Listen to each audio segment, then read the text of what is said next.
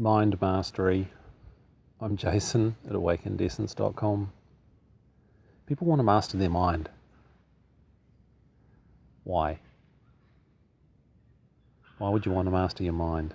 You are not your mind. There's lots of books out there about create your reality and you are your mind and your beliefs manifest this and that. Is this true? Have you looked? Mind mastery, and I'll give this viewpoint, there's three ways of looking at it.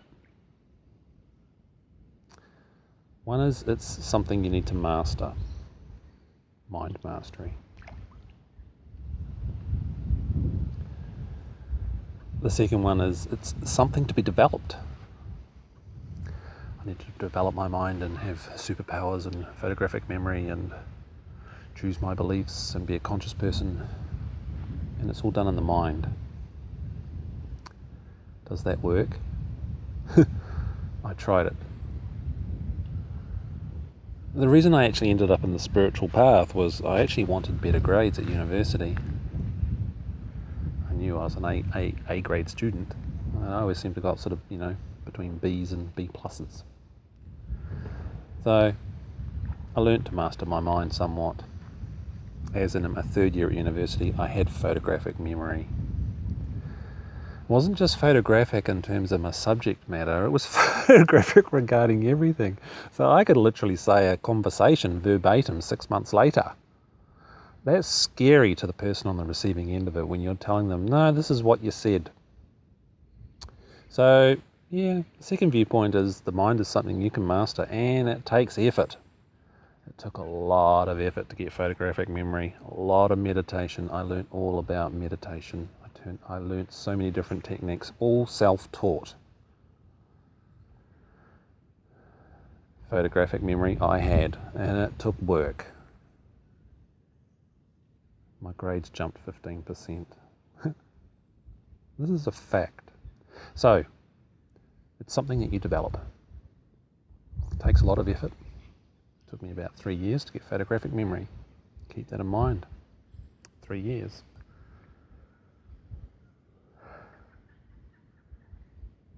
The other thing with mind mastery, the third view, is it's a tool. Your mind is a tool. It's part of what you are. It's there to think. It's there to tell you to put things in the calendar. It's there to tell you to take the kids out of the car because it's a 40-degree day.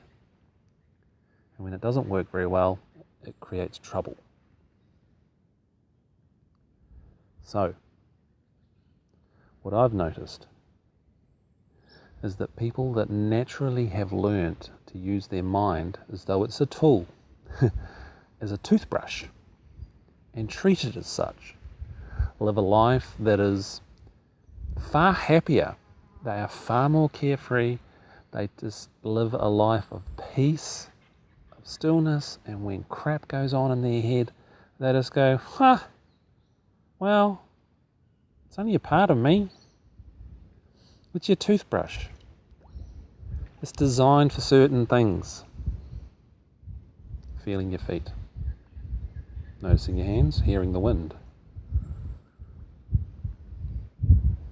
Allowing everything to be as it is, including your mind and what it has to say about the subject. So when you notice the space and the stillness inside your body and around you, the mind may drop back.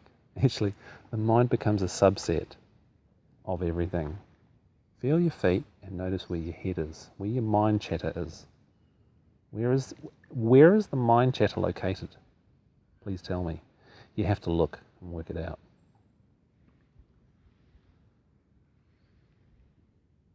Back to your feet and your hands. Hearing these sounds, your environment sounds.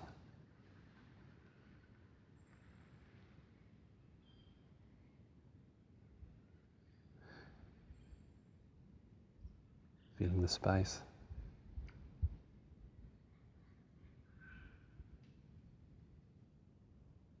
Hearing the sounds in your environment. Hearing the wind.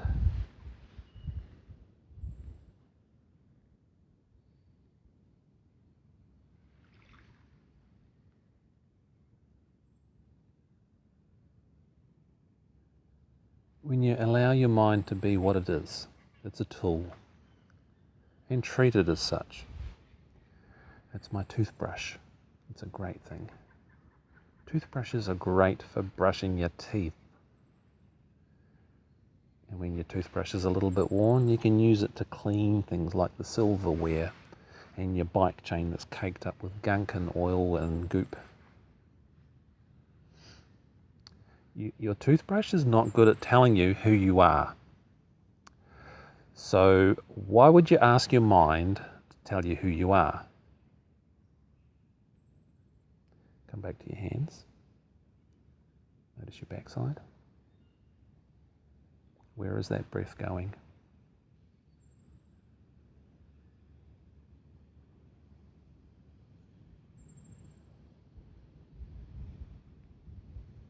Hearing the sounds. Now where is that chatter now? Choose to feel your pelvic floor. If you don't know where it is, if you can't sense it, contract it. That makes you feel it. Nobody knows you're doing it. That's why I ask people to do it. It's good to do a meditation too, it's not disruptive. So hearing the birds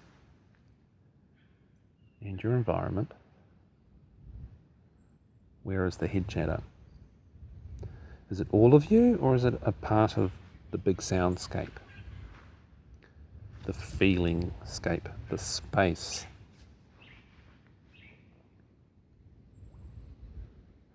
Allow yourself to hear the noises in your environment and hear the one that's coming from the furthest distance.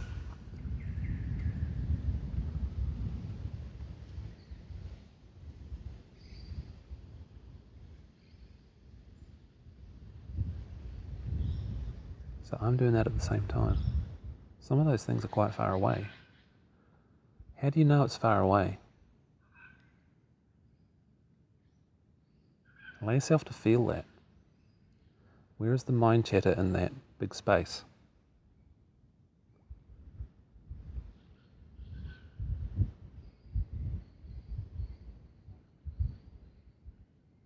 So mind mastery comes down to knowing what your mind is there for. It's there to do things, it's there to plan, it's there to remind you to tie your shoelaces so you don't trip over.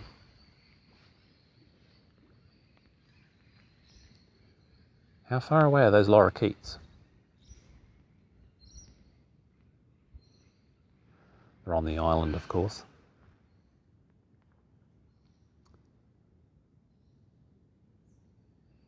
Feeling your hands, noticing the space. How far away are your hands from that internal chatter as you listen to this video?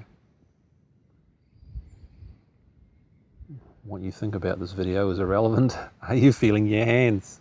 Laws of grace. Application.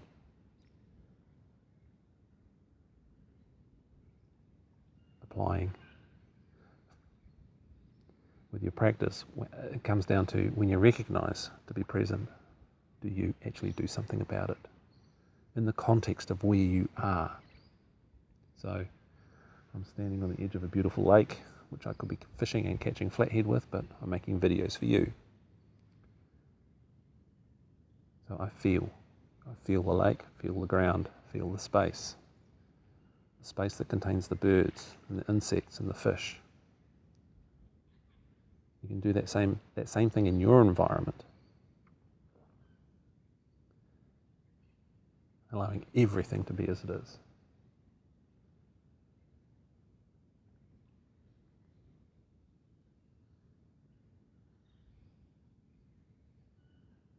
Notice the space, inside and out. If you're in an environment where it's not safe to feel the space outside of you, feel inside that space. If you feel inside, feel your pelvic floor, feel down into the earth, Mother Earth. Go straight down, in to her. Feel how she's connected to you. Be grounded. Inside your pelvic floor is your root chakra. Feel into that. It's infinite. It's who you are. Inside every atom is the universe. Get your mind around that one. It's not a thought, it's an experience. So come back to being here. These other things may unfold that I talk about, or they may not. But you will be here, you'll be aware of the space, and you'll be at peace with what's going on. When life's good, it allows it to be awesome. When life is crap, there's peace there, and you can be functional, resourceful. You can choose consciously your behaviours and your actions to resolve what's going on.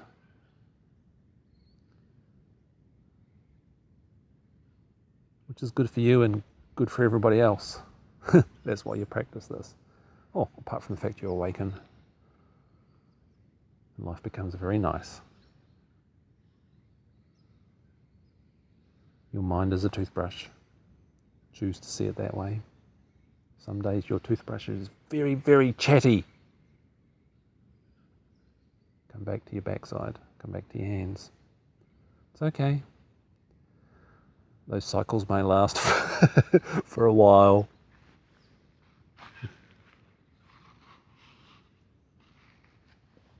Cycles. Now there's another video. The cycles. They never stop.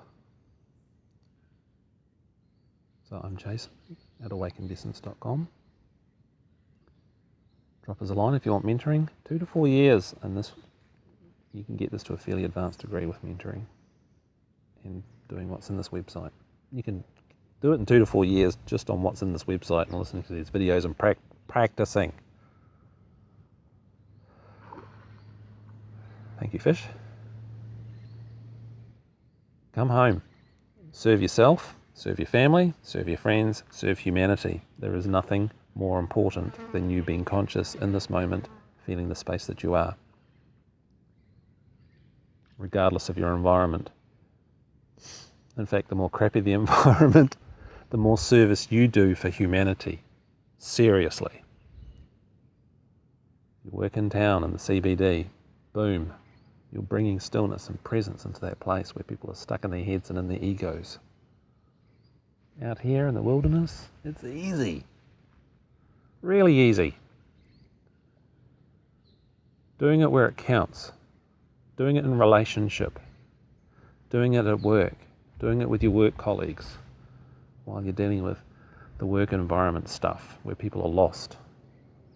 Choose the stillness. Hearing the boat. Disrupting the stillness.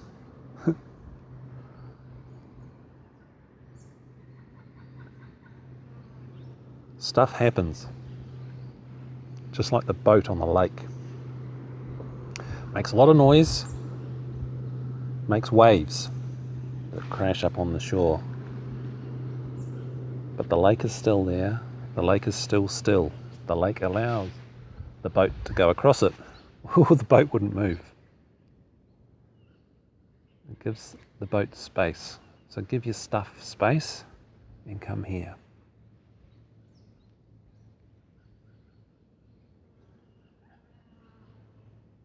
So I'm Jason.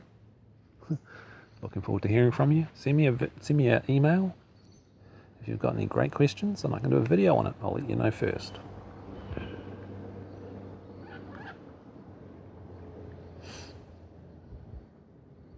Thanks for watching.